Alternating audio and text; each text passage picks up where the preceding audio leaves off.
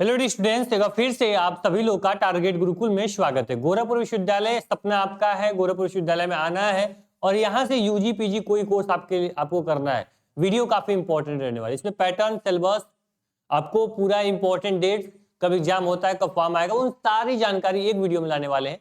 आपको other platform पे क्या होगा कि आपको अदर शॉर्ट में वीडियो मिलेगी, एग्जाम डेट कब आएगा, फॉर्म कब आएगा, आपका सिलेबस क्या है, पैटर्न क्या है, यहाँ पे नेगेटिव मार्किंग होती है या नहीं होती है, कहां से क्वेश्चन पूछता है, उन सभी मुद्दों पे अलग अलग वीडियो मिलेगी। लेकिन यहाँ पे आपको एक वीडियो में सारी जानकारी मिल जाएगी। वीडियो थोड़ी सी लंबी होगी, लेकिन मैं गारंटी देता हूँ इस वीडियो को देख के जब जाओगे ना तो आपको कोई और सवाल आपके मन में नहीं होगा, बस पढ़ाई आपके दिमाग में होगी, मुझे कैसे पढ़ना पड़ेगा, कैसे मुझे इस सिलेबस को कवर करना है, बस दिमाग में ये लेकर जाओगे। ठीक, और साथ में लास्ट में आपको एक बड़ा सरप्राइज भी देने वाले हैं, जिससे आपका एंट्रेंस की जर्नी काफी आसान हो जाने वाली है।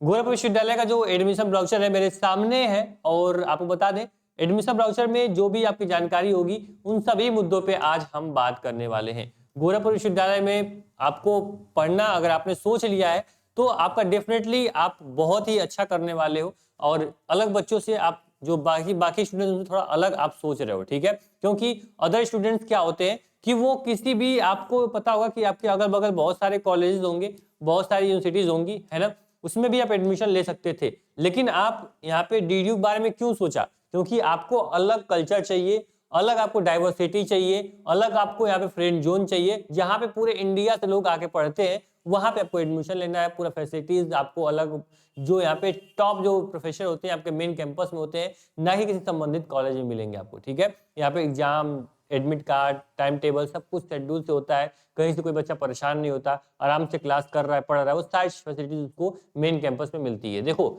ये थोड़ा सा आपको छोटा लग रहा होगा, क्वालिटी बढ़ा लीजिएगा, वीडियो को फुल स्क्रीन पे देखना, आपको सब कुछ विजुअल होगा। वैसे मैं सब कुछ यहाँ पे मार्क करते हुए बताते चलूंगा, ध्यान सुनो।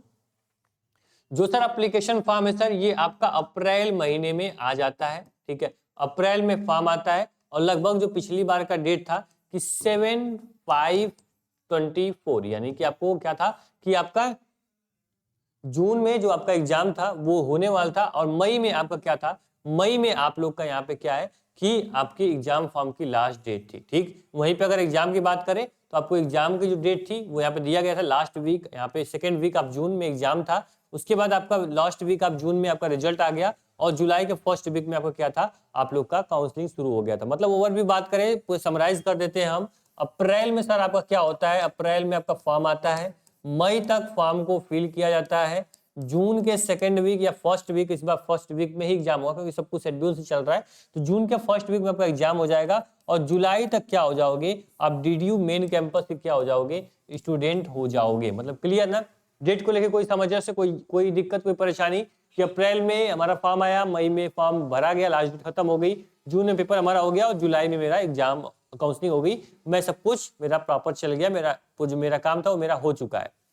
फॉर्म की फीस करें तो फॉर्म में यहाँ पे 800 रुपए फॉर्म की फीस लगती है। ठीक है, 800 रुपए आपको किसके लिए रहेगी, बीए बीएससी मैथ बायोलॉजी और बीकॉम के लिए। अगर वहीं हम जनरल ओबीसी के लिए 800, और 400 रुपए जो लगती है ये एससी और एसटी के लिए फीस लगती है। ठीक है, अगर वहीं अदर प्रोग्राम की बात करें, प्रोफेशनल प्रोग्राम की, उसमें आपको 1200 रुपए हो जाती है। जैसे मान लो बीबीए बीसीए करना है, आपको पीजी में कोर्स करना है, तो आपको क्या लगता है, आपका 1200 रुपए चार्ज लगता है। ठीक, और वहीं एससी एसटी के लिए 800 रुपए चार्ज ये पे करना होता है। मतलब 800 से 1200 रुपए एडमिशन फॉर्म की फीस यहाँ होती है। ठीक, बाकी एडमिट कार्ड और किसी अदर चार्ज आपको नहीं पे करना होता है, डायरेक्ट आपका एग्जाम होने वाला रहता है, उस टाइम आप एग्जाम देने आते हो। ठीक, उसके पहले कोई फीस पेमेंट नहीं करनी पड़ती है। डेट और फीस दोनों मैंने क्लियर कर दिया सर। अब थोड़ा सा हम आगे बढ़ेंगे, और जिसको लेके काफी स्टूडेंट के मन में दिक्कतें होती है सर, कि सर क्या होगा, मेरा एग्जाम क्या होगा, मतलब सिलेबस क्या होगा, पैटर्न क्या होगा, बीए बीकॉम बीएससी मुझे एडमिशन लेना है, तो क्या मुझे पढ़ना पड़ेगा, क्या नहीं पढ़ना पड़ेगा। ठीक है, तो यहाँ पे देखो सबसे पहले बात कर ले बीए के लिए। ठीक है, अगर हम बीए के लिए बात करें, ठीक है, पहले सबसे पहले बीए का कोर्स ही सामने आ गया, तो सबसे पहले बीए की बात करें। मैं सबके बारे में बताऊंगा, बीकॉम बीएससी बीबीए बीसी सबके बारे में, वीडियो को ध्यान से देखते रहो। बीए में देखो यहाँ पे सबसे पहले पेपर पैटर्न समझ लो, जो कि सभी कोर्स के लिए होगा, यूजी पीजी सभी के लिए। यहाँ पे 100 क्वेश्चन आपको आते हैं, एक क्वेश्चन सही करो 2 नंबर मिलेगा, 200 का मैक्सिमम पेपर आपका जाता है, माइनस मार्किंग आपकी नहीं होती है, इसको ध्यान रखना। और हिंदी एंड इंग्लिश दोनों में आपका क्या होता है, पेपर होता है। यानी ये आपका क्लियर हो गया। आपका टाइम जो होता है सर 120 मिनट आपको क्या मिलता है, आपको टाइम मिलता है। ये भी मैंने यहाँ पे क्या किया, मेंशन कर दिया। ठीक, ये आपका टोटल पैटर्न हो गया यूजी पीजी सभी कोर्स के लिए। ठीक, अब बीए का सिलेबस देख लो। तो बीए में आपको लैंग्वेज पढ़नी है, 10 क्वेश्चन हिंदी, 10 क्वेश्चन इंग्लिश से पूछे जाएंगे। जनरल स्टडी आपको पढ़नी है, 20 क्वेश्चन आपका आएगा। ठीक है, Indian independence struggle, Indian political system, Indian sociology, Indian economic, और आपका यहाँ पे क्या दिया है, significant national and international event and sport. यानी कि आपका इवेंट एंड स्पोर्ट का जो करंट अफेयर्स है वो आपको पढ़ना पड़ेगा, जहां से 20 क्वेश्चन आपको देखने को मिलेंगे। ठीक, क्लियर। यानी 7 सब्जेक्ट, टोटल 7 सब्जेक्ट आपको पढ़ना पड़ेगा बीए एंट्रेंस एग्जाम के लिए। ठीक, बीए वाले क्लियर हो गए। बाकी डीडीयू बीए का हमने पूरा डिटेल वीडियो बना के अपलोड किया है। डीडीयू बीए एंट्रेंस एग्जाम में सिलेबस क्या है, फीस क्या है, सीट क्या है, यहाँ पे क्या क्या चीजों को ध्यान रखना है, कैसे प्रिपरेशन करनी है, वो वीडियो भी आप देख सकते हो। क्या करना है आपको, DDU BA entrance exam syllabus by target Gurukul. Last में कुछ भी जानना है, फीस जानना है, सीट जानना है, सिलेबस जानना है, लास्ट में टारगेट गुरुकुल मेंशन कर देना, जो आपकी वीडियो होगी आपके सामने आ जाएगी। ठीक है, तो ये बीए के लिए 7 सब्जेक्ट 100 क्वेश्चन आपसे पूछे जाएंगे। क्लियर। चलो अब बात कर ले बीएससी मैथ के बारे में। बीएससी मैथ का पैटर्न सेम होगा, जनरल साइंस, कंप्यूटर, फिजिक्स और केमिस्ट्री, ये 4 सब्जेक्ट पढ़ने पड़ेंगे। इन 4 सब्जेक्ट के अलावा एक भी क्वेश्चन आपके पेपर में नहीं पूछा जाएगा। ये मत बोलना सर कि अगर मान लो यहाँ पे बीए में ये सिलेबस है, बीएससी में सिलेबस है, मैं इसके अकॉर्डिंग मैं क्या इंग्लिश भी पढ़ लूँ। सर क्या आ जाता है, सर इंग्लिश भी पढ़ लेता हूँ, मेरी इंग्लिश बहुत स्ट्रांग है, थोड़ा और स्ट्रांग कर लेते हैं। तो कोई मतलब नहीं है, इंग्लिश स्ट्रांग होने से कोई बेनिफिट नहीं मिलेगा आपको। आपको जो सिलेबस यहाँ दिया गया बस यही सिलेबस आपको पढ़ना पड़ेगा, general science, math, physics, chemistry. ठीक, 10 क्वेश्चन जनरल साइंस होंगे और 30 क्वेश्चन जो होंगे वो आपके डोमेन सब्जेक्ट यानी जो आपका फिजिक्स, केमिस्ट्री, मैथ है उससे पूछेगा बीएससी मैथ के लिए। ठीक है, चलो ये क्लियर हो गया सर। ठीक, आगे बढ़े। इसके बाद हमारा कोर्स आता है सर, कौन आता है, बीएससी मैथ। मैंने आपको बता दिया बीएससी मैथ का मैंने क्लियर कर दिया, general science, physics, math, chemistry.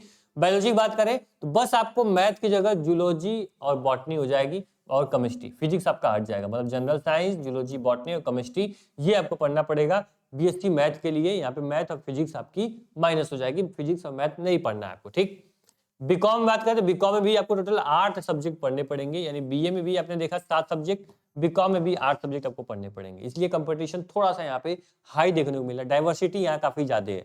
यहाँ पे देखो आपको लैंग्वेज में हिंदी इंग्लिश पढ़ना है, 10-10 क्वेश्चन रहेंगे, 20 क्वेश्चन लैंग्वेज हो गया। जनरल नॉलेज, मेंटल एप्टीट्यूड, आपको बुक कीपिंग, अकाउंटिंग, आपको यहाँ पे ऑर्गेनाइजेशन, इकोनॉमिक, बैंकिंग और बिजनेस इन्वायरमेंट, यानी 8 सब्जेक्ट आपको पढ़ने हैं। इन 8 सब्जेक्ट को आपको खास करके ध्यान में रखना है।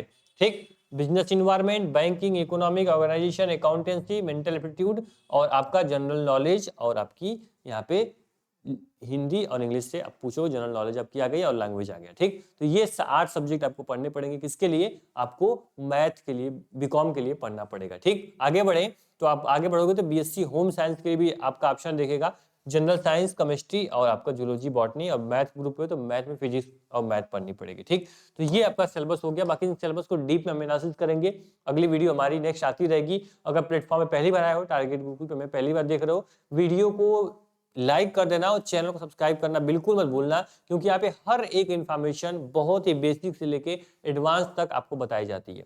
साथ ही में डिस्क्रिप्शन बॉक्स चेक कर लेना, आपको व्हाट्सएप ग्रुप मिल जाएगा जिसके माध्यम से आपको सारी जानकारी टाइम टू टाइम मिलती रहेगी। सिलेबस में चेंज हुआ, बदलाव हुआ, एग्जाम फॉर्म आया, एडमिट कार्ड आया, रिजल्ट आया, काउंसलिंग हुई, वो सब की जानकारी आपको क्या होगी, आपको ग्रुप बता दी जाएगी। तो ग्रुप को सब्सक्राइब ज्वाइन कर लेना, डिस्क्रिप्शन बॉक्स चेक कर लेना। ठीक है, चलो बीकॉम देख लिया, बीए देख लिया, बीएससी देख लिया। अब बात आती है सर बीकॉम बैंकिंग इंश्योरेंस। तो बीकॉम बैंकिंग इंश्योरेंस का भी सिलेबस सेम है जो आपका बीकॉम का था। फिर आपका आता है बीजेएमसी, यानी यहाँ पे bachelor of communication, mass communication का। तो यहाँ पर भी टोटल 6 सब्जेक्ट आपको पढ़ने पड़ेंगे। 6 सब्जेक्ट में आपको लैंग्वेज, जनरल स्टडी, आपको इंडियन पॉलिटिकल सिस्टम, यहाँ पे ओरिजिन, डेवलपमेंट और मेन बुक एंड मैगजीन्स पढ़ने पड़ेंगे। Significant national international event and sport, current affairs भी पढ़ने पड़ेंगे।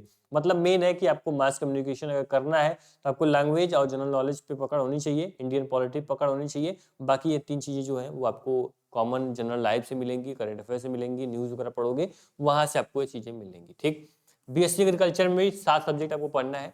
बीएससी एग्रीकल्चर में क्या है कि agronomy, animal husbandry, agriculture engineering, agriculture botany, agriculture zoology, economic और केमिस्ट्री, ये 7 सब्जेक्ट आपको पढ़ने पड़ेंगे। किसके लिए, बीएससी एग्रीकल्चर के लिए। बाकी दीपक सर जो आपके हैं वो आपके जिंदाबाद है, यानी आपको एग्रीकल्चर में कैसे आपको सिलेक्शन दिलाना है वो उनकी जिम्मेदारी है। और आज मैं मतलब इस चीज का मुझे घमंड नहीं है, ना मैं इस चीज को मैं होता है ना खुद के मुंह मतलब तोता मिठू होना, मैं अपनी कहावत होती है अपनी तारीफ खुद करना।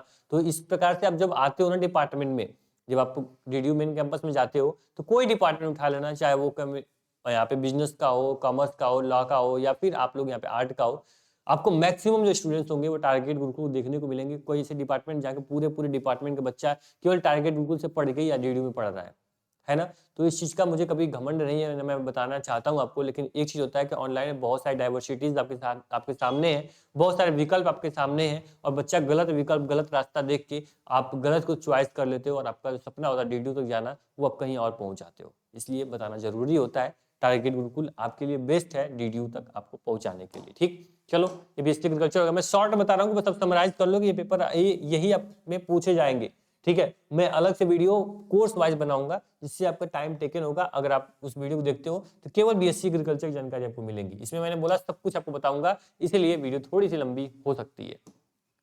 अगर बीटेक की बात करें तो बीटेक में आपको सर यहाँ पे 4 सब्जेक्ट पढ़ने हैं, इंग्लिश, मैथ, फिजिक्स, केमिस्ट्री, जिसमें 10 क्वेश्चन इंग्लिश और 30 क्वेश्चन यानी 90 क्वेश्चन जो होंगे ये आपके बीटेक में डोमेन से पूछेंगे, फिजिक्स, केमिस्ट्री और मैथ से। ठीक, वहीं अगर बात करें सर आप यहाँ पे होटल मैनेजमेंट की बात करें, ठीक है, बीएचएमसीटीसी की बात करें तो यहाँ पे general study, general math, reasoning और जनरल इंग्लिश पूछी जाएगी। बीपीटी की बात करें तो जनरल साइंस और केमिस्ट्री पूछी जाएगी। और बायो ग्रुप का बच्चा जूलॉजी बॉटनी पढ़ेगा, और मैथ ग्रुप का बच्चा तो मैथ और फिजिक्स पढ़ेगा। मतलब ये जनरल साइंस और केमिस्ट्री सब पढ़ेंगे, लेकिन बायोलॉजी ग्रुप का जूलॉजी बॉटनी पढ़ेगा, और मैथ ग्रुप का मैथ और फिजिक्स, यानी आपको टोटल 4 पेपर पढ़ने हैं। ठीक, बीएससी एमएलटी की बात करें तो सेम वही है, जनरल साइंस और केमिस्ट्री, फिर जूलॉजी बॉटनी, फिजिक्स और मैथ। ठीक, तो ये आपका सिलेबस हो गया। किसके लिए सर? ये एमएलटी के लिए सिलेबस मैंने आपको बता दिया। ठीक, एडमिशन प्रोसेस की बात करें सर, एडमिशन प्रोसेस बहुत ही सिंपल है। आपको करना क्या है सर, डीडीयू का एंट्रेंस एग्जाम का फॉर्म सबसे पहला होता है सर कि आपको क्या करना पड़ेगा सर, आपको फॉर्म फिल करना पड़ेगा, ये आपका पहला स्टेप है। ठीक, दूसरा स्टेप सर ये फॉर्म फिल कर दिया, ठीक है, उसके बाद आपको क्या करनी पड़ेगी, आपको प्रिपरेशन करनी पड़ेगी। प्रिपरेशन की टेंशन बिल्कुल छोड़ दो, क्योंकि ये टारगेट गुरुकुल पूरी इसकी जिम्मेदारी लेता है। ठीक, प्रिपरेशन कर लिया मैंने। उसके बाद क्या होगा, हमारा एडमिट कार्ड आता है। क्या आता है सर? एडमिट कार्ड हमारा आता है, एडमिट कार्ड निकाल लिया, और उसके बाद क्या होगा, आपका एग्जाम होगा। ठीक, आपका पूरा एक पड़ाव जो था, पूरा एक स्टेप था, ये आपने कंप्लीट कर लिया। फॉर्म भरा, एडमिट कार्ड आया, प्रिपरेशन किया और तैयारी किया, एग्जाम मैंने दे दिया। ठीक, अब मान लो सपोज दैट कि 200 में किसी स्टूडेंट्स का 150 नंबर आ जाता है, 200 में 150 नंबर आ जाता है, रिजल्ट उसके हाथ में मिल चुका है। इसके बाद आपकी आएगी क्या आएगी सर, आपकी कट ऑफ रिलीज होती है।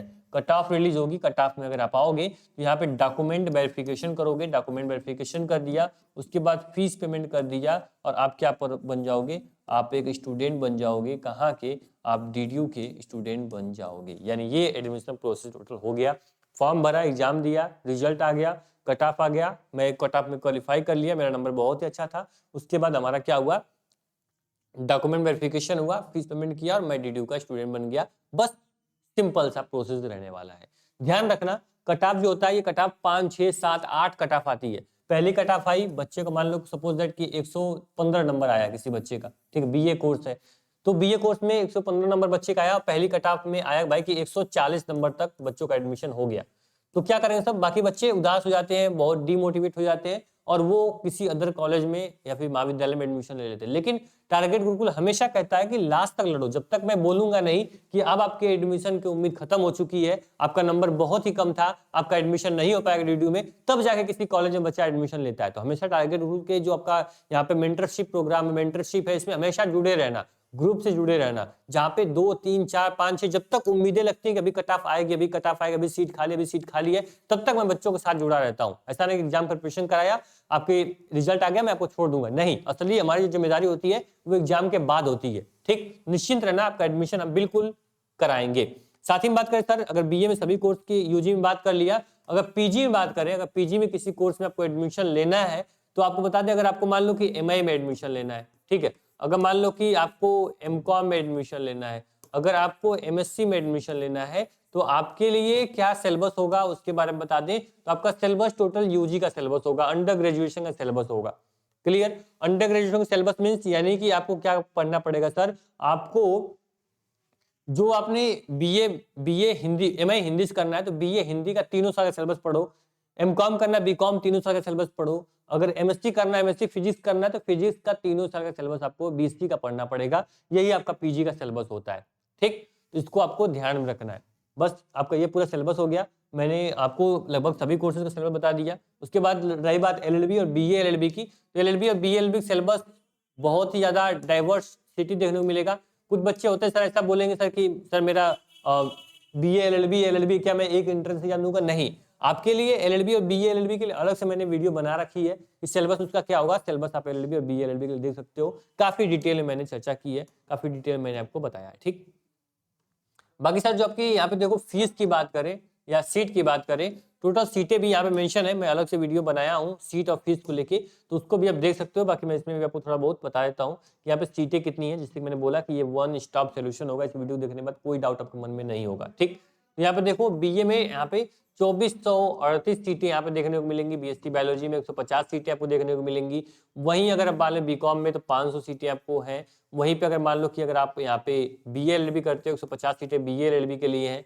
बीबीए में 150 सीटें हैं। बीसीए में 75 सीटें हैं। बीएससी एग्रीकल्चर में 225, बीएससी होम साइंस में 50, बीकॉम बैंकिंग इंश्योरेंस में 225, यहाँ पे बीएचएमसीटीसी में 75, यहाँ पे देखो बीटेक में बात करें तो 150 सीटें, और आपको अलग अलग स्ट्रीम में 75, 150, 75 सीटें आपको देखने को मिलेंगी, ठीक। क्लियर? तो ये पूरा आपका सीट स्ट्रक्चर हो गया। अगर आप इस पीडीएफ की डिमांड करोगे, इस ब्राउजर की डिमांड करोगे कि मुझे ब्राउजर मिल जाए, इसमें मैं सब कुछ देख लूँ, खुद मैं समझ जाऊंगा क्या पढ़ना है क्या नहीं पढ़ना है, तो एक बार आप टारगेट बिल्कुल मोबाइल ऐप डाउनलोड कर लेना, ठीक है। जैसा मैंने आपको लास्ट में बोला कि मैं आपको एक सरप्राइज भी देने वाला हूँ, तो सरप्राइज के साथ हम लोग थोड़ा रूबरू करते हैं। उस सरप्राइज क्या है उसके बारे में बात कर ले।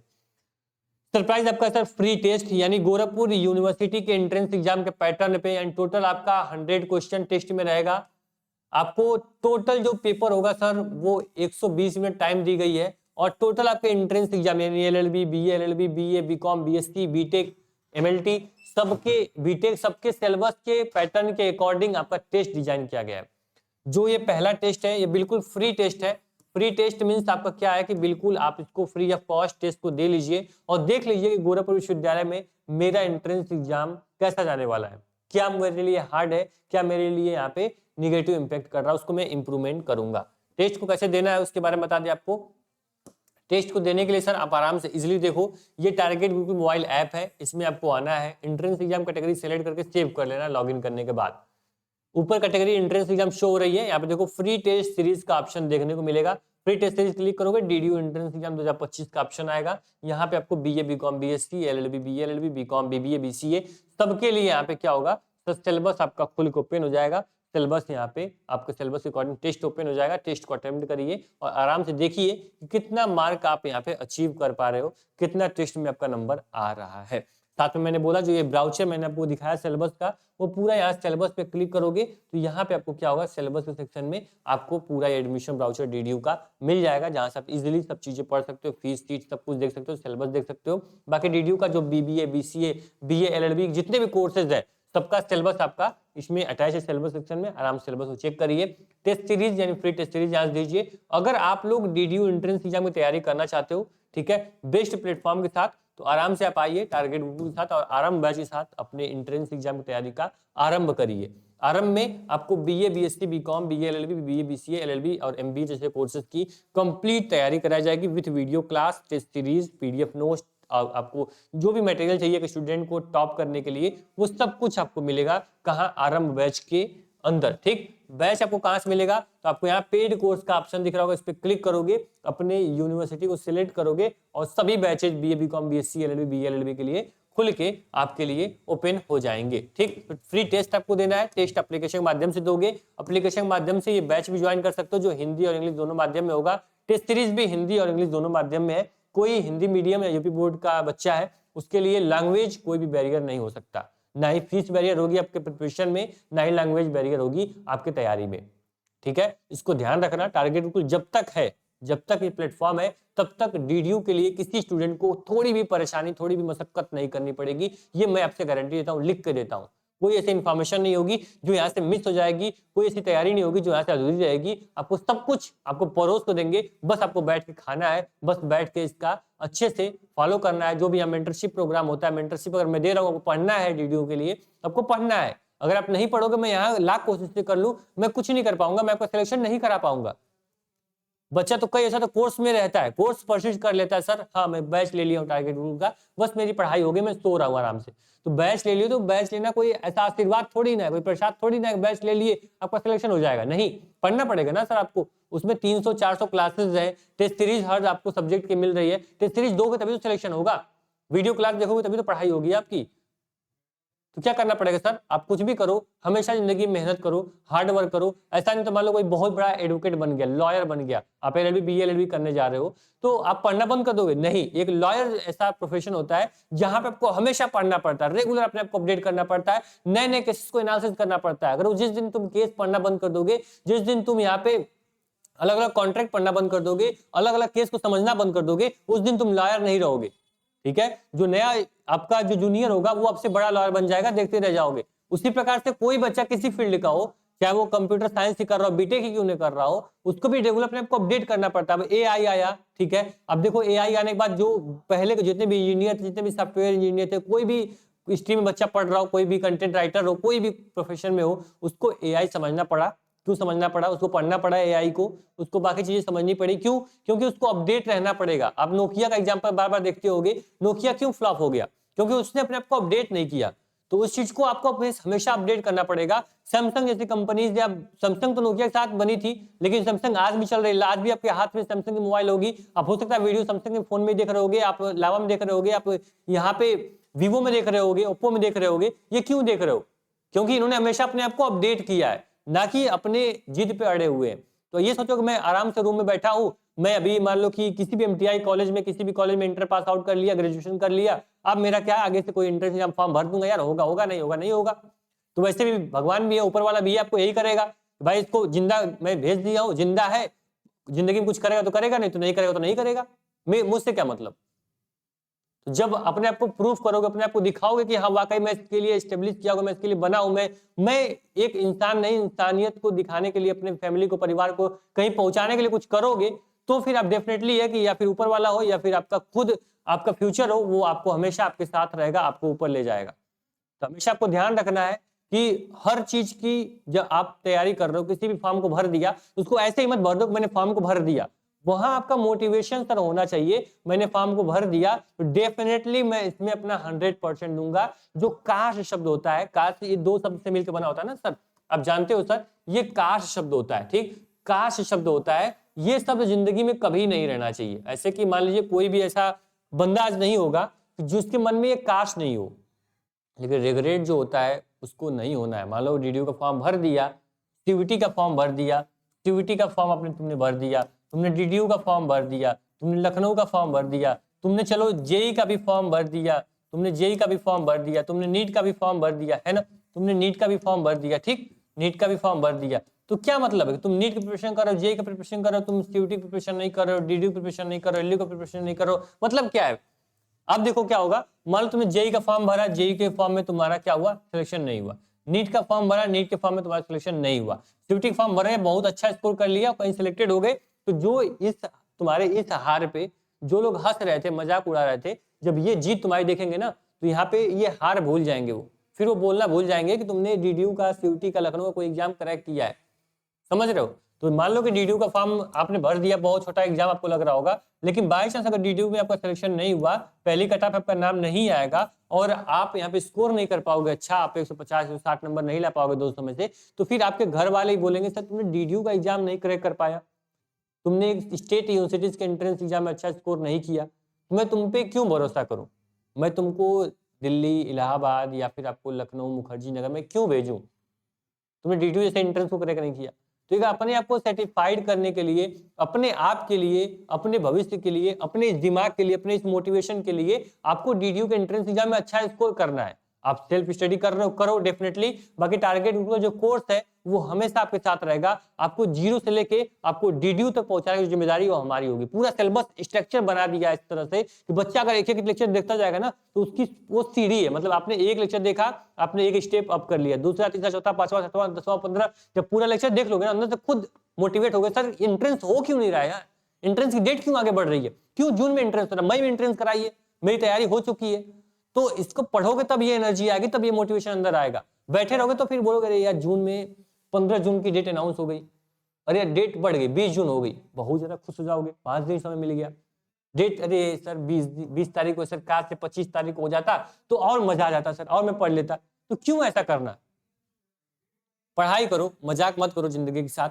हमेशा रिग्रेट जो ये काश शब्द है ना, ये जिंदगी में हमेशा तुम्हारे पीछा करता रहेगा और कभी खुश नहीं रह पाओगे। खुशियां खुद से ढूंढना सीखो। ये नहीं करना कि डीडीयू का एंट्रेंस या फिर मेरा जेईई मेंस नहीं निकला मैं बहुत उदास हो गया, नहीं। अगर आप यही जेईई मेंस में अच्छा स्कोर कर लोगे ना, जो बोल रहे मान लो तुम्हारा जेईई में सिलेक्शन नहीं हुआ, लेकिन तुम ये सपोज करो, ये तुम मान लो कि जेईई में तुम अगर मान लो सपोज दैट मान लो नीट का एग्जाम लिख रहे होगा, 300 नंबर तुम्हारा आ गया, ठीक है, 300 नंबर मान लो सपोज तुम्हारा आ गया, 300 में तुम्हारा सिलेक्शन होगा नहीं नीट में, लेकिन होगा क्या कि अंदर से अगर मान लो कि तुम्हारी तैयारी का 300 नंबर की थी और तुम 300 नंबर ला दिए हो, तो तुम मोटिवेट रहोगे, तुम्हारे अंदर वो अंदर से जो अंतरात्मा इंटरनल जो एनर्जी है वो हमेशा जिंदा रहेगी कि अरे 300 नंबर मैं ला दिया, मैं तो पढ़ाई 200 का किया था, 250 का किया था, मैं 300 नंबर आ गया, सिलेक्शन नहीं हुआ तो क्या हुआ, मैं अगली बार मार दूंगा इसको, अगली बार मैं फोड़ दूंगा इसको, मैं अगली बार क्रैक कर लूंगा, है ना। तो वो एनर्जी होनी चाहिए। डीडीयू का एग्जाम जब देख के जाओगे ना, जब यहाँ पे सिलेक्शन हो जाएगा तो वो अलग एनर्जी आएगी। छोटा एग्जाम आप एक स्टेट यूनिवर्सिटी एग्जाम क्रैक करोगे तो भी आप एक अलग ही लेवल की एनर्जी लेकर जाओगे, जो कि अंदर से मोटिवेशन आपको मिलेगा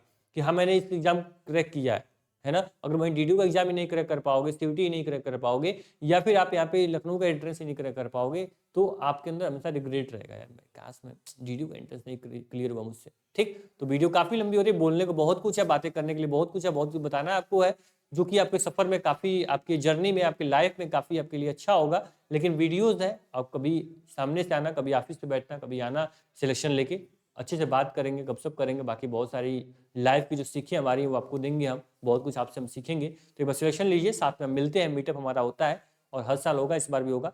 तो अच्छे से पढ़ाई करो, वीडियो काफ़ी हेल्पफुल रहेगी आपकी। ऐप जो है डाउनलोड कर लेना, वहाँ पे सब प्रॉब्लम आपकी सॉल्व हो जाएगी, सिलेबस पैटर्न टेस्ट सब कुछ दे लो, कहीं से कोई दिक्कत होगी, कुछ और मदद की जरूरत होगी, टारगेट बिल्कुल हमेशा आपके साथ रहेगा। Thank you so much.